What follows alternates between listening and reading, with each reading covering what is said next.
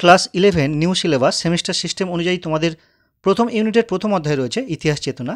তো এই অধ্যায়ের যে গুরুত্বপূর্ণ টপিকগুলো রয়েছে প্রাক ইতিহাস, প্রাইতিহাস, প্রাথমিক উৎস এবং তাদের প্রকৃতি, এই যে টপিকগুলো রয়েছে এই প্রত্যেকটা টপিক ফলো করে তোমাদের টেক্সট বই থেকে line by line MCQ type প্রশ্নগুলি খুঁজে খুঁজে আমি এই ভিডিওর মাধ্যমে তুলে ধরলাম। আশা করি এই প্রশ্নগুলি তোমাদের ফাইনাল পরীক্ষায় অনেকটাই কাজে আসবে বা তোমাদেরকে অনেকটাই এগিয়ে রাখবে বা সাহায্য করবে। প্রথম অধ্যায় ইতিহাস চেতনা। তোমাদের সুবিধার জন্য আমি এমসিকিউ আকারে না দিয়ে ওয়ান লাইনার হিসেবে দিয়েছি, দেখে নাও। প্রাক ইতিহাস বা প্রি হিস্ট্রি বলতে কী বোঝো? লিখিত বিবরণের পূর্বে কেবল প্রত্নতাত্ত্বিক উপাদানের ভিত্তিতে যে ইতিহাস রচিত হয়েছে তা হলো প্রাক ইতিহাস। প্রাক ইতিহাস কথাটি প্রথম কে ব্যবহার করেন? ফরাসি প্রত্নতত্ত্ববিদ পল তুর্নাল। প্রাক ইতিহাস শব্দটি ইংরেজি ভাষায় প্রথম কে ব্যবহার করেন? ড্যানিয়েল উইলসন 1851 খ্রিস্টাব্দে। হিস্টোরিয়া শব্দটির অর্থ কী? এটি একটি গ্রিক শব্দ, এর অর্থ হলো অনুসন্ধান করা। প্রায় ইতিহাস বা প্রোটো হিস্ট্রি বলতে কী বোঝো? প্রায় ইতিহাস হলো সেই সময়কার ইতিহাস যখন লিপির ব্যবহার শুরু হয়েছে ঠিকই, কিন্তু তা পাঠোদ্ধার করা সম্ভব হয়নি। কুমোরের চাকা আবিষ্কার হয়েছিল কোন যুগে? নব্যপ্রস্তর যুগে। আলতামিরা গুহা কোথায়? এটি উত্তর স্পেনে। বিজ্ঞানসম্মত ইতিহাস চর্চার জনক কে ছিলেন? থুকিডিডিস। প্রাগৈতিহাসিক যুগের ইতিহাসের প্রধান উপাদান কি? জীবাশ্ম বা ফসিলস। ইতিহাসের জনক নামে কে পরিচিত? গ্রিক ঐতিহাসিক হেরোডোটাস। এ পর্যন্ত সবচেয়ে পুরানো জীবাশ্মটি আবিষ্কৃত হয়েছে কোথায়? আফ্রিকায়। ভীমবেটকা গুহাচিত্র কোথায়? ভারতের মধ্যপ্রদেশে। হোয়াট ইজ হিস্ট্রি বা ইতিহাস কাকে বলে? গ্রন্থ রচয়িতাকে ইএইচ কার। ইতিহাস প্রকৃত অর্থেই বিজ্ঞান, তার কিছুমাত্র বেশিও না কমও না। এটি উক্তিটি কার? উক্তিটি বিউরির। লিপি উৎকীর্ণ বিদ্যা কে কী বলে? এপিগ্রাফি। লিপির বিষয়বস্তু অধ্যয়নকে কী বলা হয়? প্যালিওগ্রাফি। সুমেরীয় লিপি কী নামে পরিচিত? কোণাক্ষর লিপি বা কিউনিফর্ম লিপি। অনেক সময় এমন প্রশ্ন আছে যে কিউনিফর্ম লিপির অপর নাম কি? তখন উত্তরটি হবে কোণাক্ষর লিপি। মিশরীয় লিপি কী নামে পরিচিত? হায়ারোগ্লিফিক লিপি। সৌগ তাম্রলিপি কোথায় আবিষ্কৃত হয়েছে? ভারতে। সম্রাট অশোকের শিলালিপি কে পাঠোদ্ধার করেন? জেমস প্রিন্সেপ 1837 সালে। জিগুরাত কি? প্রাচীন সুমেরে প্রতিটি নগরে যে সুবিশাল মন্দির থাকতো তাকে জিগুরাত বলা হতো। প্যাপিরাস কি? প্রাচীন মিশরীয়রা প্যাপিরাস নামে স্বর জাতীয় গাছের ছালে লিখত, এই ছালকে বলা হতো প্যাপিরাস। পতিন কি? সাতবাহন রাজাদের আমলে ধাতব মুদ্রা হলো পতিন। ক্যাসু। চোল রাজাদের আমলে নির্মিত ধাতব মুদ্রা হলো ক্যাসু। নারায়ণী হলো পাল রাজাদের আমলে ধাতব মুদ্রা। পৃথিবীর প্রথম লিখিত আইন সংহিতা কোনটি?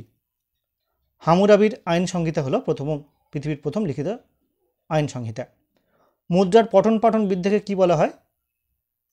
নিউমিসমেটিক্স। বৌদ্ধদের ধর্মগ্রন্থের নাম কি? ত্রিপিটক। কল্পসূত্র গ্রন্থের রচয়িতাকে? ভদ্রবাহু।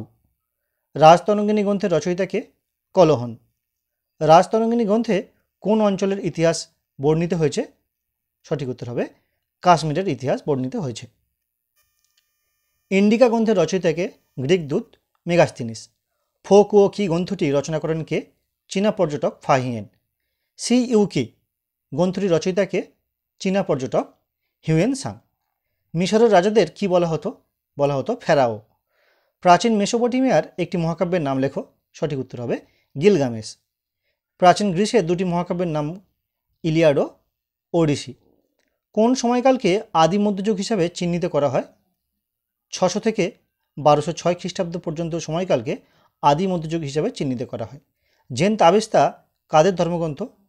জরাথুস্ট্রদের ধর্মগ্রন্থ। হরপ্পা সভ্যতা কোন যুগের সভ্যতা? প্রায় ঐতিহাসিক যুগের সভ্যতা, কারণ হরপ্পা বা সিন্ধু লিপি উদ্ধার করা হয়েছে কিন্তু পাঠোদ্ধার করা সম্ভব হয়নি। ভারতে ঐতিহাসিক যুগের সূচনা কখন ঘটে? খ্রিস্টপূর্ব 6ষ্ঠ শতকে। সবচেয়ে পুরানো জীবাশ্মটি আবিষ্কার হয়েছে কোথায়? আফ্রিকায়। আজটেক সভ্যতা নিদর্শন পাওয়া গেছে কোথায়? মেক্সিকোয়। ইনকা সভ্যতা নিদর্শন মিলেছে কোথায়? পেরুতে। হিব্রু বাইবেল থেকে কাদের কথা জানা যায়? ইহুদিদের কথা জানা যায়। ভারতে পুরাণের সংখ্যা কয়টি? ভারতে পুরাণের সংখ্যা হলো 18টি। হর্ষচরিত এর রচয়িতাকে? এর রচয়িতা হলেন বাণভট্ট। মূলত বাণভট্ট ছিলেন হর্ষবর্ধনের সভাকবি। এখানে হর্ষচরিত বলতে হর্ষবর্ধনের জীবন কাহিনী রচিত হয়েছে। রামচরিতের রচয়িতাকে? সন্ধ্যাকার নন্দী। এখানে রামপালের জীবন কাহিনী রচিত হয়েছে। সাধারণ ইতিহাস এই গ্রন্থের রচয়িতাকে? পলিবিয়াস। ভূগোল এটি একটি গ্রন্থের নাম। এই গ্রন্থের রচয়িতাকে? গ্রিক লেখক টলেমি। প্রাকৃতিক ইতিহাস গ্রন্থের রচয়িতাকে? রোমান পণ্ডিত প্লিনি। আধুনিক ইতিহাস তত্ত্বের জনক কাকে বলা হয়? অটো ভ্যান র্যাঙ্কেকে বলা হয়। ইনিড কাব্যের রচয়িতাকে? ভার্জিল। রোমের ইতিহাস বা রোমান ইতিহাসের রচয়িতাকে? লিভি। নিম্নবর্গের ইতিহাস চর্চার জনক নামে পরিচিত কে? রণজিৎ গুহ। তারিক ই ফিরোজ শাহী এই গ্রন্থটির রচয়িতাকে? জিয়াউদ্দিন বারনি। কিতাব উল হিন্দ এই গ্রন্থের রচয়িতা হলেন অলবেরুনি। বিক্রমাঙ্কদেব চরিত কে রচনা করেন? কাশ্মীরের কবি বিলহন। হিন্দুস্তানের তোতা পাখি কাকে বলা হয়, বা প্যারট অফ ইন্ডিয়া কাকে বলা হয়? আমির খসরুকে বলা হয়। মনা ও নিস্ক কোন যুগের মুদ্রা? মনা ও নিস্ক ছিল মূলত বৈদিক যুগের মুদ্রা। লেখমালা বলতে কি বোঝো? প্রত্নতাত্ত্বিক খনন কার্যের ফলে পাওয়া বা প্রাপ্ত লিপিসহ বিভিন্ন প্রকার ফলকগুলিকে মূলত লেখমালা বলা হয়। আইন ই আকবরী গ্রন্থের রচয়িতাকে? এই গ্রন্থের রচয়িতা হলেন আবুল ফজল। বাবরের আত্মজীবনী নাম কি? নাম হলো তুজুকি বাবরি। প্রবাহমান কাল বলতে কি বোঝো? কালের অগ্রগতি একটি সূচনা পর্ব থেকে রৈখিক ধারায় আরও একটি সমাপ্তি পর্বের দিকে যখন এগিয়ে যায় তখন তাকে বলা হয় প্রবাহমান কাল। মানে একটি যুগ থেকে একটি যুগের শেষ, অপর একটি যুগের শুরু, এইভাবে যে কালের ধারা এগিয়ে যাচ্ছে তাকে বলা হয় প্রবাহমান কাল। ইতিহাসে চক্রাকার ধারণাটি কি? ইতিহাসের চক্রাকার ধারণায় বলা হয় যে একটা যুগ থেকে অন্য যুগের প্রত্যাবর্তনের যে নিয়ম, সেই নিয়মকেই বলা হয় ইতিহাসের কালচক্র বা চক্রাকার কাল। ইতিহাসের আবর্তনশীল ধারণায় কালপঞ্জি বা ক্রোনোলজির ভূমিকা কী? কালপঞ্জি থেকে আমরা ধারাবাহিক ঐতিহাসিক বা ইতিহাসের ঘটনার বিবরণ পেয়ে থাকি। কালপঞ্জি বিন্যাসের প্রথম ধারণা কারা দিয়েছিলেন? প্রাচীন মিশরীয়রা এই ধারণা দিয়েছিলেন।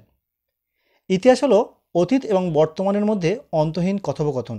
এই উক্তিটি কে করেছেন? এই উক্তিটি করেছেন ঐতিহাসিক E.H. কার। তো মূলত প্রথম অধ্যায় থেকে এই যে প্রশ্নগুলি তোমাদের দিলাম, এই প্রশ্নগুলি তোমাদের কিন্তু পুরো টেক্সট বই লাইন বাই লাইন ফলো করে করে বাছাই করা ছোট প্রশ্ন, যেগুলি কিন্তু তোমাদের এবছরের জন্য অত্যন্ত গুরুত্বপূর্ণ প্রশ্ন। তোমরা এগুলি খাতায় তুলে সুন্দর করে গুছিয়ে প্র্যাকটিস করো। আশা করি তোমরা অনেকটাই লাভ পাবে বা সুবিধা পাবে। তো আজকের ভিডিওটি কেমন লাগলো অবশ্যই কমেন্ট করে জানিও। তোমরা যারা নতুন প্রথমবার আমার চ্যানেলে ভিডিও দেখছো, প্লিজ তোমরা চ্যানেলটিকে সাবস্ক্রাইব করে সঙ্গে থেকো। দেখে নেব পরবর্তী অধ্যায়ের গুরুত্বপূর্ণ MCQ টাইপ প্রশ্নগুলি।